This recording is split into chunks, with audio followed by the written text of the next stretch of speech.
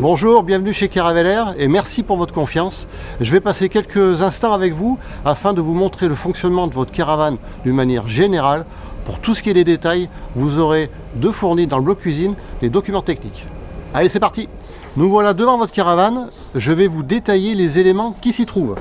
Vous avez le frein à main, la roue jockey, le câble de sécurité que je vous détaillerai par la suite et bien sûr la tête d'attelage. Devant nous se trouve le coffre à gaz.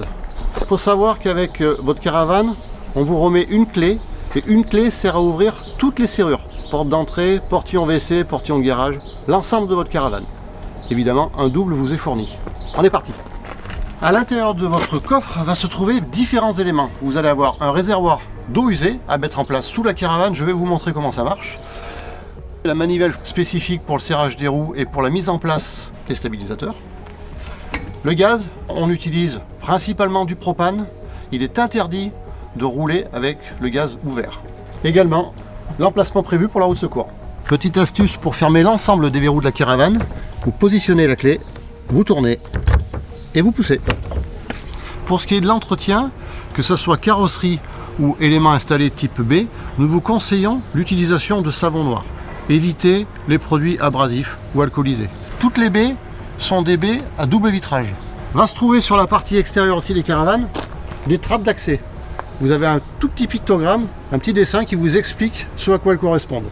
Comme vous pouvez le voir ici, on a un robinet, ce qui veut dire que c'est le réservoir d'eau propre. Le remplissage se fait par ici. Sur cet emplacement, vous avez un petit éclair dessiné. C'est le symbole de l'électricité pour lequel vous avez raccordé votre caravane avec la P17. Vous avez un détrompeur de toute façon pour faciliter la mise en œuvre. Et voilà, c'est fait. Vous êtes prêts. Pour l'accès au remplissage du WC ou à la cassette, c'est par ici que ça se passe.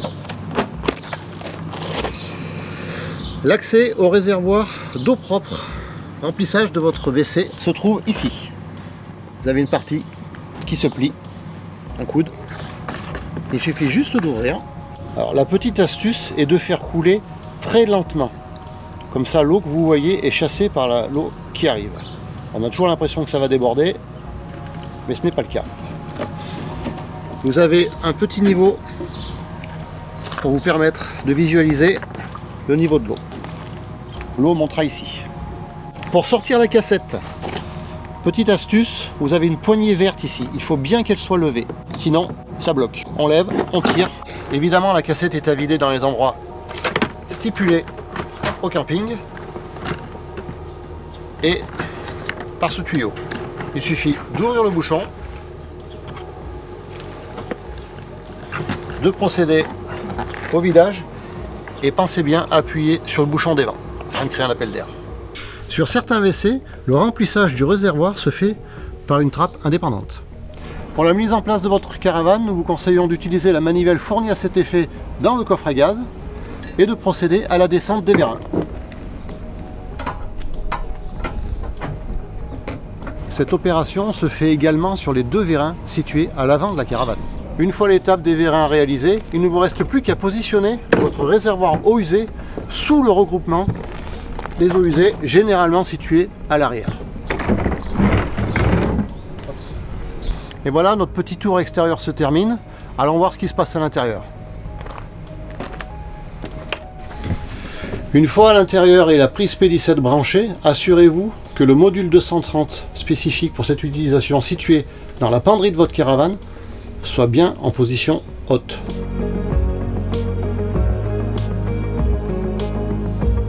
Si votre modèle est équipé d'un panneau de commande, cela fonctionne de la manière suivante. Bouton de mise en fonction, pompe à eau, lampe d'auvent, chauffage au sol en option, chauffe-eau, les températures, in pour intérieur, out pour extérieur, tension de la batterie, le petit pictogramme de la caravane, ça c'est si vous avez une batterie auxiliaire, et batterie de la voiture. Également, vous avez le niveau d'affichage du réservoir d'eau propre. Tout comme l'électricité, les équipements fonctionnant au gaz disposent de leur propre vanne de sécurité, généralement située non loin de l'équipement. Pour la mise en fonction, il vous suffit simplement de tourner le bouton rotatif du gaz, sélectionner, et appuyer directement sur le piezo électrique. Dans le cas où votre plaque cuisson n'est pas équipée d'un piezo électrique, vous pouvez utiliser également ce type d'appareil. Bien évidemment, votre plaque est équipée d'un système de sécurité. Si jamais la flamme venait à se couper, le gaz se coupe également automatiquement. La mise en fonction de votre chauffage se fait via ce bouton. Il suffit de tourner le thermostat au maximum et d'appuyer jusqu'à ce que vous entendiez le piezo. Une fois que la flamme démarre, vous pouvez le vérifier par la petite fenêtre ici. Tenez appuyé 5 secondes et relâchez. Si votre modèle est équipé d'un système d'air pulsé, la mise en fonction se fait de deux façons. Soit en automatique, soit en manuel. Et vous pouvez varier la quantité d'air désirée avec le thermostat. Ce modèle est équipé d'un frigo 150 litres fonctionnant en 12 volts. Pour procéder à l'ouverture, on tourne le verrou, on tire. La mise en fonction se fait via le petit bouton rotatif placé sur le côté. Et lorsque vous fermez, petite astuce, écoutez bien le bruit. Voilà. Certains modèles de caravane sont équipés de frigos Trimix dits à absorption. Comprenez par là fonctionnement aux 3 énergies, 230 volts, 12 volts et gaz. Pour la mise en fonction du frigo au gaz, tournez le sélecteur d'énergie sur la position gaz, le thermostat à fond, on appuie pour libérer le gaz et on démarre le piezo. Une fois cette opération effectuée, le voyant vert apparaîtra complètement. Pour la mise en eau de votre chauffe-eau, 4 étapes indispensables. La première, que le réservoir d'eau soit rempli. La deuxième, pensez à bien vérifier que les 2 soupapes de vidange soient correctement fermées. La troisième, on procède au vide d'air des tuyaux. Pour cela, on ouvre les robinets position eau chaude.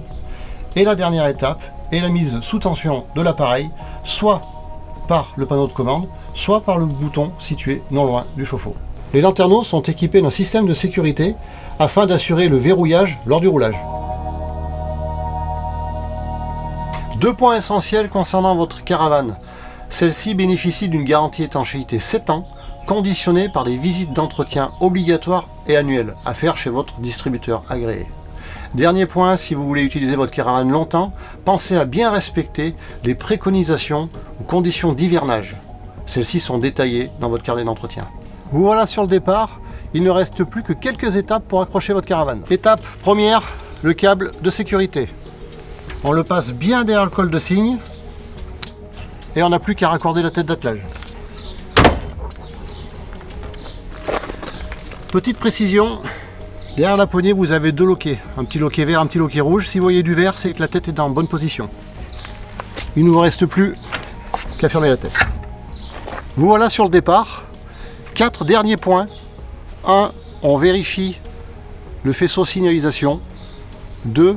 Que les charges à l'intérieur de la caravane soient correctement réparties. D'une manière générale, pensez bien que tout ce qui est lourd se situe au niveau de l'essieu. Petit conseil d'amis en 3.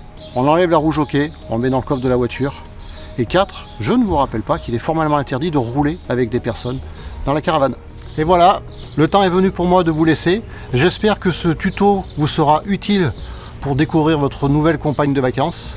Je vous remercie encore pour la confiance que vous nous accordez. Je vous souhaite tous les plus beaux paysages, les plus belles rencontres et bonne route!